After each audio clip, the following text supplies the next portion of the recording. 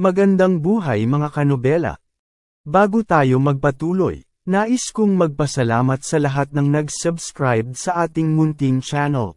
At sa mga hindi pa nakapag-subscribe, kung maaari ay mag-subscribe na sa aking channel at pindutin ang notification bell para updated kayo sa bawat kabanata. Maaari rin kayong mag-like, comment, at e-share ang ating video para malaman din ng iba nating mga kanobela.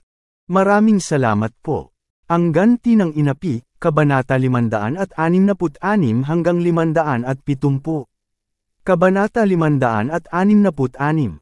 Nagtawanan ang lahat, walang nag-iisip na may kahanga-hangang inside story back then. Bagaman hindi masyadong magaling si Charlie sa pagsusuri sa bagay na ito, hindi niya maiwasang matawa sa loob. Sa hindi inaasahang pagkakataon, mayroon pa ring ganitong kwento ang matandang biyenan. Ang biyenan ay mayroong palaging naging isang beach, at siya ay nilasing din at sa kasamaang palad, ang matandang biyenan, siya ay nagkusa na gumawa ng isang bagay sa kanya. Isa itong demonyo, hindi napigilan ng ibang mga kaklase na makiramay kay Jacob, at lahat sila ay kinausap na hikayatin at aliwin siya.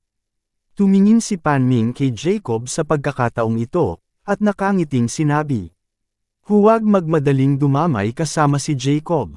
Sa katunayan, napakalungkot para kay Elaine na pakasalan si Jacob. Ang lahat ay nagtanong ng may pagtataka. Ano ang mali sa kanya? Hindi pa ba ito sapat para kay Jacob, para mabayaran siya? Napabuntong hininga si Panming at sinabing, "Hoy, wala kayong alam. Si Elaine, noong nakaraan, ay nais makahanap ng isang mayamang pangalawang henerasyon, kaya nahulog siya sa pag-ibig kay Jacob. Naramdaman niya na ang pamilya Wilson noon ay mayaman." Sa pagsasalita tungkol dito, iniba ni Panming ang usapan at tumawa. Pero who knows, si Jacob ay magiging napakasayang pagkatapos ng graduation, wala siyang mapagkukunan at hindi pinapansin sa pamilya. At ang pamilya Wilson ay naging mas mapanglo din. Gusto ni Elaine na maging isang mayaman na ikalawang henerasyon. Ngunit sa hindi inaasahang pagkakataon, ay nauwi sa isang mabahong isda. Hiyang-hiya at galit na galit si Jacob, namumula ang mukha, at nagpigil siya ng matagal bago niya sabihin, "Panming, hindi mo kailangan pag-usapan ang tungkol sa akin." Malamig na bumuntong hininga si Panming at sinabing, "Jacob, sinong hindi nakakaalam sa mga gawain ng iyong pamilya sa Ores Hill? Kung hindi mo ako hinayaang magsalita, wala ka bang ibang paraan para magtanong?" Tulad ng sinabi niya, malakas na sinabi ni Panming, "Originally, may mga ari-arian pa ang pamilya Wilson mo. Kapag lumabas ka ng bahay, ikaw ay maaari pa ring mabluff ang isang taong may pangalan gamit ang pamilyang Wilson." Ngayon ang pamilya Wilson ay naging malamig. Si Elaine ay bumibisita sa Mahjong Club araw-araw, hindi nagnenegosyo, itong live-in son-in-law ay sayang ang pamumuhay. Ang buong pamilya, ngayon ay nabubuhay sa isang anak na mag-isa? Hindi ko alam kung ano ang ginawa ng iyong anak sa kanyang nakaraang buhay. Ito ay talagang nakakasakit ng damdamin, napakasalan ng ganitong uri ng basurang asawa, sa isang pamilya na tulad mo.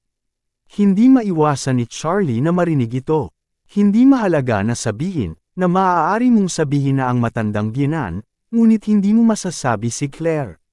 Dahil asawa niya ito, kaya napakunat ang noo niya at sinabing, "Tito Panming, kailangan mo lang manirahan sa sarili mong tahanan. Hindi mo kailangang mag-alala tungkol sa mga gawain ng aming pamilya." Sabi ni Panming na may masamang tingin. "Ano, bilang isang matandang kaklase, wala pa rin akong pakialam sa sitwasyon ng pamilya mo?" Pagkatapos ng lahat, sinabi niya sa isang mapagmataas na mukha, "Sa tingin ko ay walang halaga ang anak na babae ni Jacob." Lalong tuwang-tuwa si Panming habang nagsasalita, tumayo at bumulong. "Tingnan mo ako, nagtatrabaho ako sa Petrochemical Company Cadre sa department level, araw-araw akong pumupunta sa unit para mag-check-in, at makakuha ng sweldong 20,000 sa isang buwan. Ako ay magiging 65 taong gulang sa taong ito. Kapag nagretiro ako, magkakaroon ako ng buwanang pensyon na higit sa 20,000, at 100% reimbursement para sa medical na paggamot at iba pang mga bagay. Ang aking asawa ay isa ring deputy section level cadre employee ng isang petrochemical company. 156,000 a month, kapag nagretiro siya, ang kanyang pensyon ay nagkakahalaga ng 40,000 sa isang buwan. Tingnan mo ulit sina Jacob at Elaine. Parehong nasa 50 at walang formal na trabaho. Kung tumanda sila sa kinabukasan at wala man lang pensyon, hindi ba sila magiging panlipunang pasanin? Pagkasabi noon, hinila niya ang kanyang manugang at seryosong sinabi. Tingnan mo ang aking manugang, siya ang CEO ng Ores Hill Das Technology Company, malapit nang may lista ang kumpanya sa merkado. Ang kumpanya ay magkakaroon ng tubo ng 1 o 2 bilyon sa isang taon. Kahit na ilagay ito sa buong Ores Hill, maaari itong ituring na pinakamataas na grupo ng mga tao. Ang aming pamilya ay umuunlad, at ito ang aming buhay. May mga nakakainggit na boses mula sa lahat sa paligid, at hindi sila nakinig kay Pan Ming at Gian Jones. Sa katunayan, ang pang-ekonomiyang pundasyon ng kanilang pamilya, ay nakakainggit ang mga ito sa mga matatandang kaklase. Labis na nasiyahan si Pan Ming sa pagkamangha, at inggit sa kanyang paligid sa oras na ito. Tumingin siya kay Jacob at Charlie nang may paghamak at naisip. Inaasahan ko itong face-to-face fight para sa napakaraming taon. At talagang hindi ako banigo. Napakasaya ko. Gayunpaman, hindi niya napansin ang mapaglarong ngiti, sa gilid ng bibig ni Charlie. Ang mag-asawa ay parehong cadre ng isang kumpanya ng petrochemical. Ang manugang ay ang CEO ng Ores Hill Das Technology Company Limited. Okay, hindi alam ng biyenan kung paano haharapin na kasama ka. Sa hindi inaasahang pagkakataon, idineklara mo ang iyong sarili na tadhana. Hindi ba tinamaan mo lang ang paa mo ng baril? Kabanata 567. Ngayong iniulat ni Pan Ming ang kanyang pamilya, pinadalhan ni Charlie si Isaac ng WeChat. Sa WeChat, hiniling niya kay Isaac na tulungan siyang mag-imbestiga sa personal na impormasyon ng empleyado ng kumpanya ng petrochemical na si Pan Ming at ang kanyang asawa. Sabay tanong sa kanya upang suriin ang nauugnay na sitwasyon ng Ores Hill Das Technology Company. Nang tumulong si Isaac na magtanong tungkol sa impormasyon, tinatanggap ni Pan Ming ang lahat ng mga ito ng pagsamba. Karamihan sa mga matatandang ito, ay nagtatrabaho na ngayon sa loob ng sistema, o sa pag-aari ng estado ng mga negosyo. Karamihan sa kanila ay mga ordinaryong manggagawa lamang. Sila ay nagtatrabaho para sa isang habang buhay, at ngayon ay mayroon lamang silang ilang libo na sahod, na higit pa sa sapat.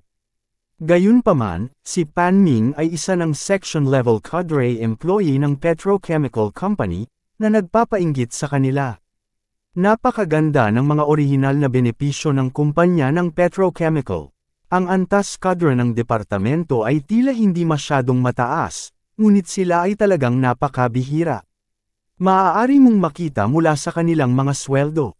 Ang antas na ito ay napakasikat na, at lahat ay nasa labas nito ng sabay-sabay. Isa pa, ang kanilang manugang na si Gian, ay naging CEO ng isang kumpanya na malapit ng may lista sa merkado. Ito ay talagang makapangyarihan. Ang mga nakalistang kumpanya ay medyo makapangyarihan, na may halaga na ilang bilyon o kahit 10-10 bilyon sa merkado. At si Gian Jones ay napakabata pa. Ibigay sa kanya ang ilang taon pa, hindi ba siya magiging isang napakayaman na tao? Sobrang tinamaan din ang pakiramdam ni Jacob. Noon, itong si Pan Ming ay ang kanyang taunang tao. Desperado niyang hinabol si Mei Ching, ngunit hindi man lang siya nilinggan ni Mei Ching. Sa kabaligtaran, si Mei Ching ay may malambot na lugar para sa kanya. Ngayon ay nagkakalat si Pan Ming ng mga chismis kung saan-saan, sinasabi na ginamit lamang siya ni Mei Ching bilang ekstrang gulong. Noon, sila ni Mei Ching ay in love sa isa't isa, at matagal na silang may private na relasyon. Ang pinakamahalagang pagkakataon na ibinigay ni Mei Ching sa kanya. Sayang naman ang ginawang bitag ng walang hiyang babaeng si Elaine. Siya ay nalasing at nagkaroon ng relasyon sa kanya, at pagkatapos ay nagpunta si Mei Ching upang ipakita. Sa huli, si Mei Ching ay nasaktan at nagpas siyang mang ibang bansa. So speaking of it, ngayon, tuluyan na siyang sinasaktan ni Elaine. Kung hindi, malamang na ikinasal na siya kay Mei Ching. At silang dalawa ay malamang na pumunta sa ibang bansa para mag-aral ng magkasama, at pagkatapos ay manatili sa ibang bansa. Nang maisip niya ito, halo-halong pakiramdam ang naramdaman ni Jacob, ngunit mas mapait. Napakasakit na gusto na lang niyang umiyak ngayon, at hindi siya nag-abala na maging pamilyar kay Pan Ming. Natanggap ni Charlie ng WeChat mula kay Isaac sa oras na ito, at sa loob lamang ng ilang minuto, nakuha na niya ang detalyadong impormasyon ng pamilya ni Pan Ming. Si Pan Ming, ang Deputy Chief ng Sales Department ng Petrochemical Company, ay may kaunting awtoridad, kumikita ng malaki at sikim. Parang 20,000 lang ang kinikita niyang sahod sa isang buwan, ngunit sa katunayan ay matagal na niyang ginagamit ang kanyang posisyon para maging sikim sa libu-libong milyong asset. Ilan sa mga ari-arian na kanyang kinulimbat, ay inilipat sa ibang bansa, ang ilan ay inilipat sa pangalan ng kanyang anak na babae, at ang ilan ay nilinis sa pamamagitan ng pamumuhunan sa kumpanya ni Gian Jones. Para naman kay Gian Jones, ilang taon na ang nakalipas, mabaho pa rin siya na maraming beses, na nabigo sa kanyang negosyo. Alam na ang Pan Ming ay isang maliit na pinuno na may tunay na kapangyarihan sa petrochemical company. Hinabol niya ang kanyang anak na babae ng galit na galit, at pagkatapos ay mabilis na pinalaki ang tiyan ng kanyang anak na babae. Kaagad pagkatapos, pinakasalan ni Gian Jones ang kanyang anak na babae, at hiniling sa kanya na suportahan ang negosyo. Si Pan Ming ay pribadong nagbigay kay Gian Jones ng 30 milyon, at si Gian Jones ay nagsimula ng kumpanya. Bukod dito, ang Oris Hill Das Technology Company ni Gian Jones, ay karaniwang kumpanya ng money laundering, para sa ilang itim na tindahan ng pagsusugal sa Oris Hill Road. Gumawa sila ng internet crowdfunding app, at tinawag nila itong libreng crowdfunding para sa mga may sakit na mga pasyente. Ang resulta, ang mga tao sa kalsada ay nag-donate ng itim na pera sa mga account, at pagkatapos ay pinagsama-sama ang mga ito, 1,000,000, 100 ang naibigay sa mga fictitious na pasyente, kaya napakaganda din ang performance ng kumpanya sa libro. At ironically, ang pinakamalaking customer ng Oris Hill Das Technology ni Gian Jones ay ang kumpanya ni Orville. May ilang underground black gambling shop si Orville sa Oris Hill, at maraming bahagi ng pera ay nilalaban sa pamamagitan ng crowdfunding app ng Oris Hill Das Technology. Matapos makita ni Charlie ang mga mensaheng ito, sumilay sa kanyang mukha ang isang masayang ngiti. Pan Ming, Gian Jones, hayaan kang magkaroon ng ilang sandali, maghihintay na magkaroon ka ng sapat, maghihintay na magkakaroon ng walang katapusang kadiliman. Kabanata 568. Sa sandaling ito, may sumigaw sa labas. Narito na ang guro, bilisan yung 2 lalaki at tumulong sa pagdala nito. Sa wakas ay nakahinga ng maluwag si Jacob, at sinabi kay Charlie, "Bilisan mo at tumulong." Tumango si Charlie. Sinabi rin ni Pan Ming kay Gian Jones, "Ikaw din, matatanda na tayong lahat. Hindi kami kasing galing ng iyong mga anak, kaya hindi na natin sila kayang buhatin." Okay. Tumango si Gian Jones, at lumabas ng pinto kasama si Charlie. Pagbaba niya, matangos ang ilong ni Gian Jones. At hindi siya nag-abalang tumingin kay Charlie. Hindi rin nag-abalang kausapin siya ni Charlie. Gayunpaman, itong apo at ang kanyang Oris Hill Das Technology Company ay nakatadhana na masindak ngayon. Gayunpaman, gusto pa rin ni Charlie na makahanap ng angkop na oras, upang bigyan siya ng isang nakamamatay na suntok. Gaya nga ng kasabihan, ang matinding kaligayahan ay nagbubunga ng kalungkutan, at hindi ganoon si Gian Jones na masaya pa. Pagbaba nila, nakita nila ang isang 80 taong gulang na guro na may puting buhok, na nakaupo sa isang wheelchair at tumingala sa lumang gusali ng paaralan. Sa tabi niya, may isang middle-aged na lalaki na nakitang bumaba si Charlie, at sinabing may kasamang ngiti. "Mahirap talagang trabaho para sa iyo. Matanda na ako, hindi ko na talaga kayang buhatin ang guro. Masyadong luma na ang teaching building ng university. Wala man lang elevator na naka-install. Pagkatapos kong magretiro, gusto niyang bumalik sa paaralan para tingnan ngunit ang aking mga binti ay hindi komportable at hindi makapunta sa kahit saan. Ngumiti ang matandang guro at sinabi, kahit na tumingin ka sa akin, huwag mo akong hayaang gumalaw, dahil hindi ako makakaakyat. Tumawa ang nasa katanghaliang gulang na lalaki at sinabing, habang buhay na itinuro, hindi ka pa ba nakapasok ng sapat sa paaralan? Umiling ang matandang guro, at sinabi sa matuwid na paraan. Pagtuturo sa mga tao ay isang panghabang buhay na bagay. Walang magawang ngumiti ang nasa katanghaliang gulang at sinabing, sige, tuparin mo ang iyong hiling ngayon, at pagkatapos ay turuan mo ang mga dati mong estudyante. Gulat na nakikinig si Charlie. Ang saloobin ng mga nakatatandang henerasyong ito, ng mga tagapagturo sa edukasyon ay halos na matatawag na pananampalataya. Isang bakas ng pang-aalipusta ang bumungad sa mukha ni Gian Jones, ngunit hindi siya nagsalita, sinabi niya. Umakyat na tayo, naghihintay na ang lahat. Pagkatapos magsalita, tumingin siya kay Charlie at sinabi, hoy, tulungan mo ako. Si Charlie ay hindi nag-abala na tumingin sa kanya, at mahinang sinabi. Gagawin ko itong mag-isa, hindi ko kailangan ng tulong mo. Ang isang torpe na tulad mo, baka mahulog ang matandang guro kapag hinawakan mo. Kaya mo ba mag-isa? Si Gian Jones ay may ekspresyon ng kawalang paniwala.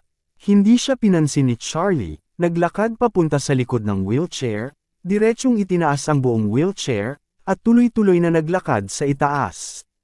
Iba ang physical fitness ni Charlie sa mga ordinaryong tao. Pagkatapos gawin ng rejuvenating pills, siya mismo ay kumain ng 2 tableta, at ang kanyang physical fitness ay naging lubhang napabuti, pabayaan ng isang lalaki na may dalang old master at isang wheelchair. Kahit na ilang beses ang bigat, ito ay wala sa kanya. Medyo nagulat ang mga mata ni Gian Jones, ngunit hindi na niya kailangan pang buhatin, nagligtas lang ito ng kaunting pagsisikap, kaya sumunod siya sa likod at nakangiting sinabi. Nako, ang lakas mo, pwede kang pumunta sa construction site, para magdala ng mga brick at konkreto. May kaibigan ako na nagtatrabaho sa isang construction site.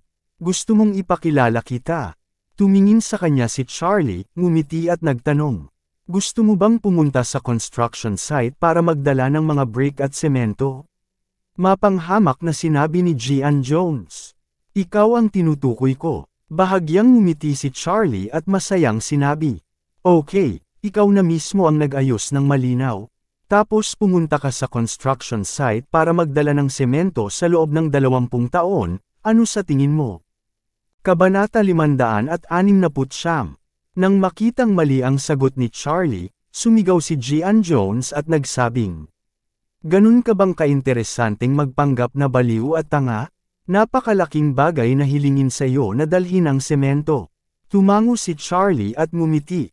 Okay, I see, I will arrange it for you.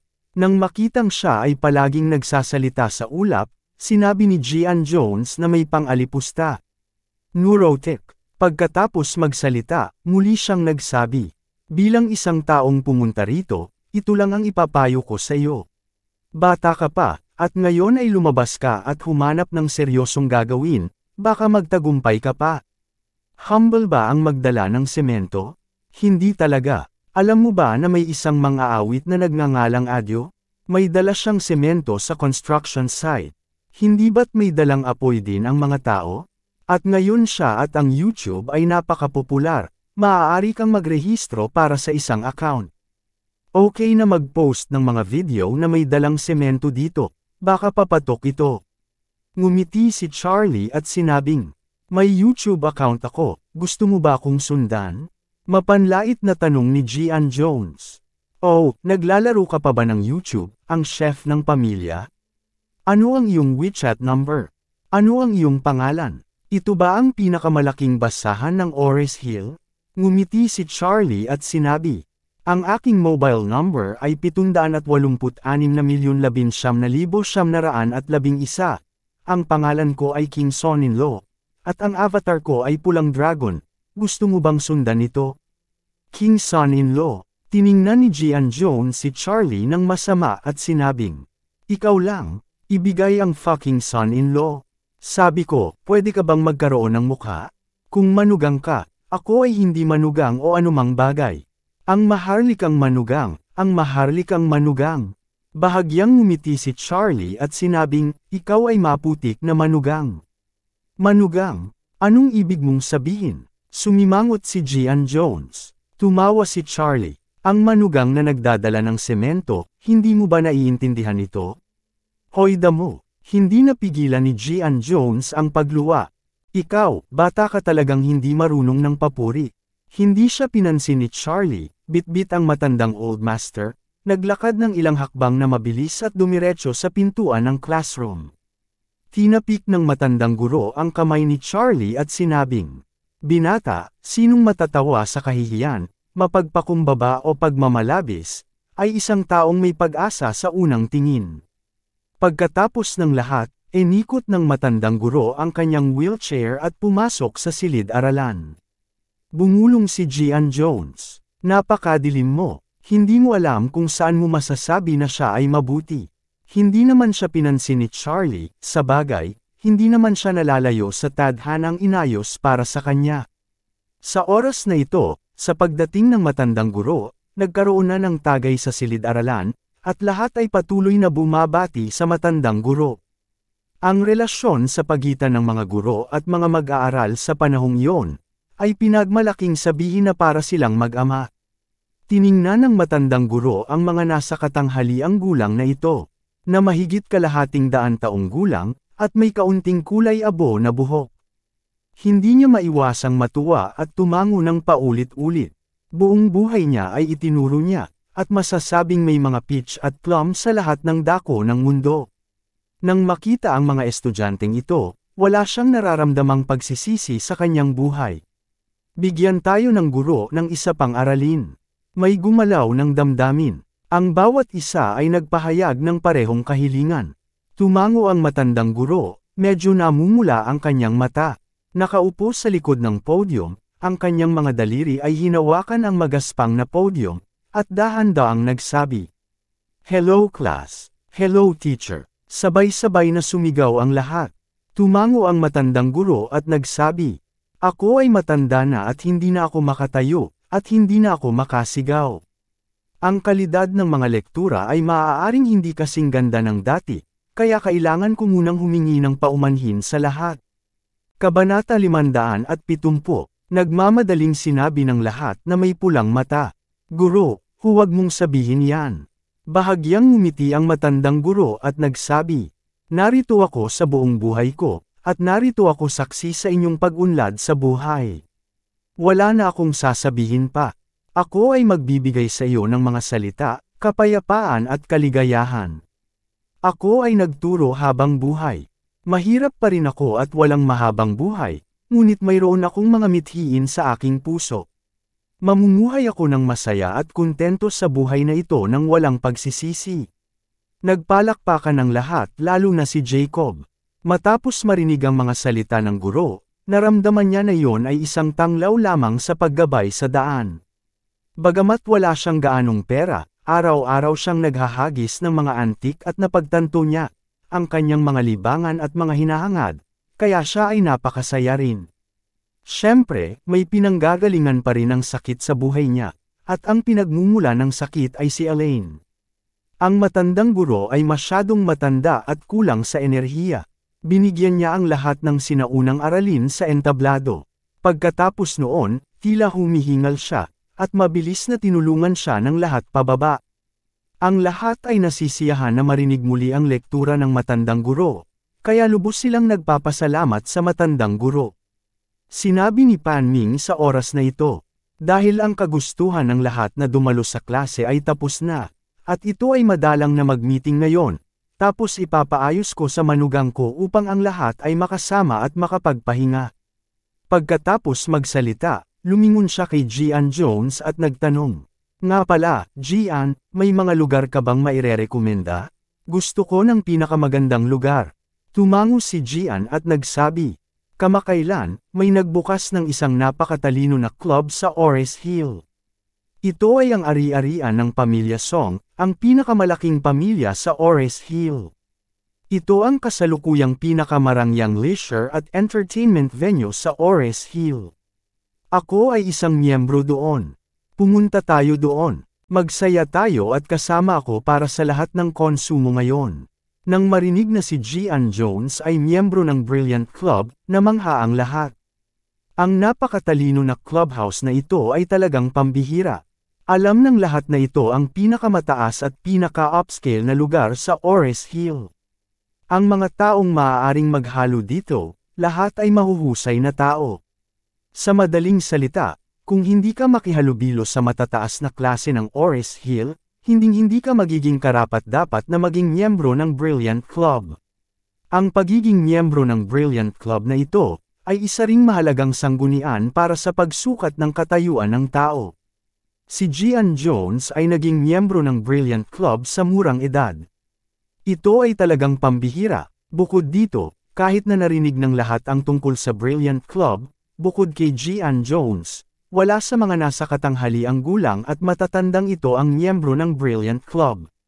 Pabayaan ang mga miyembro ng Brilliant Club, wala sa mga nasa katanghaliang gulang at matatandang tao.